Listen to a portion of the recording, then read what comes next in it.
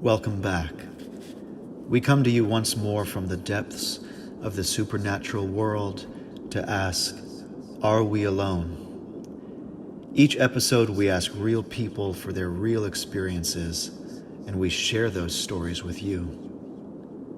Have you ever entered a house and felt that all was not right? Perhaps it's in your periphery. Perhaps an unexpected sound. Perhaps some object has been moved without your touching it. Or perhaps it's an entity who doesn't want you there. Careful where you walk. Brittany tells us her story. Unexpected Stage presents Haunted, Episode 2, Room Number 5. This is Chris Goodrich, and I'm telling you right now, it's time to give in to what's around us. Here's Brittany. Hi, my name is Brittany, and this is a story of what happened to me in room number 5. It all began the summer of 1986. My twin sister and I had just turned 5, and it was move-in day. We were so excited to be moving into our new house. We were vibrating with excitement in the backseat of our family car. As we pulled up to the house, I flung open the door, popped out into the heat of the perfect summer day. And before I could get a look at the house, I hear my dad say, "Hey girls, come grab this, help me carry it into the house." And I was thinking to myself, yes, of course I could. I'm 5 after all, I'm practically grown. So as I turn around with my newly entrusted responsibility in my hand, I freeze in fear. There's this huge Victorian dark gray boarded up house in front of me. So with shaking legs and trepidation, I slowly climb the stairs up to this boarded up house. And as I walk through the front door, I didn't realize my life would never be the same. So as our parents embarked on the journey of love, labor of love, to restore this old, scary, sleeping giant, it required the 4 of us to sleep in one room together. So this house was so old and boarded up for so long. I remember the first night there, I woke up to my mom screaming in fear, and I'm like, boom, boom, boom, boom. My heart's racing, and I look up, my dad flings on the light, and there's a bat flying around the ceiling of the room. That's how old this house is. Picture a Victorian version of the Conjuring house. Yeah, that's what we were moving into. So as I mentioned, my parents were embarking on that journey to restore the house. So my sister and I were super psyched that when they set up our room.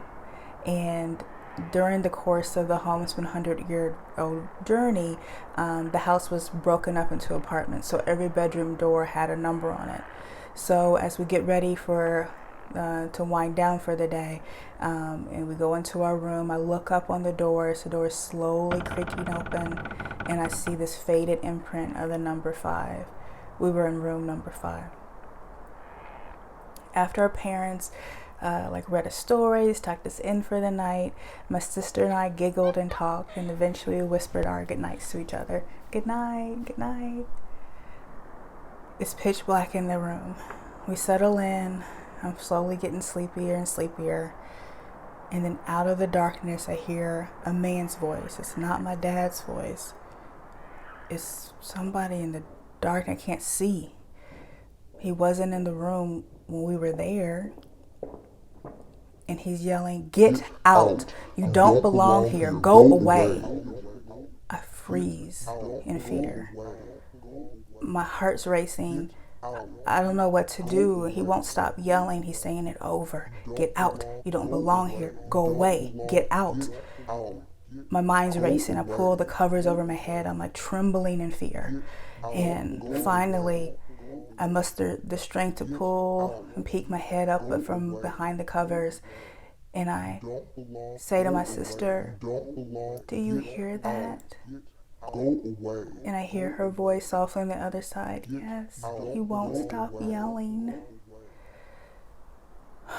Okay. She heard it too. I'm not the only one. He's still yelling, get out, go away. You don't belong here, get out. We're freeze. We don't know what to do. We're trying to figure out a plan. Okay, we come up with the idea. We're going to count to 3. And then we're going to go and try to find our mom or dad. We count. 1, 2, 3. We fling the covers off of ourselves. We run to the door. It's pitch black. I can't see anything. I finally fumble around. I feel like the coolness of the doorknob. Yes, we made it. We made it. We made it. I fling it open. I run down the hall. We run down the hall together. And my sister's right behind me. And we find our mom in another room. We're like, Mom, Mom, Mom, Mom, Mom. This man won't stop yelling. He keeps yelling, telling us to get out, get out, get out, go away. He won't stop. We cover our ears. He's loud. He keeps saying it louder and louder. She listens to us. She's like, you're dreaming. Go back to sleep. What? What do you mean? No, we're not dreaming. We're not dreaming. We both heard him. No, you're dreaming.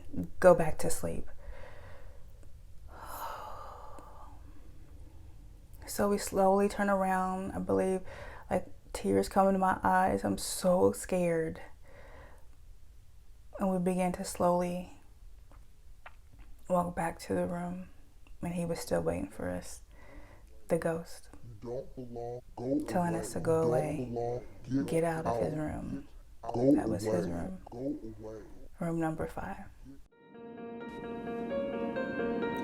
Thank you, Brittany. And now, perhaps you too have been visited from the beyond.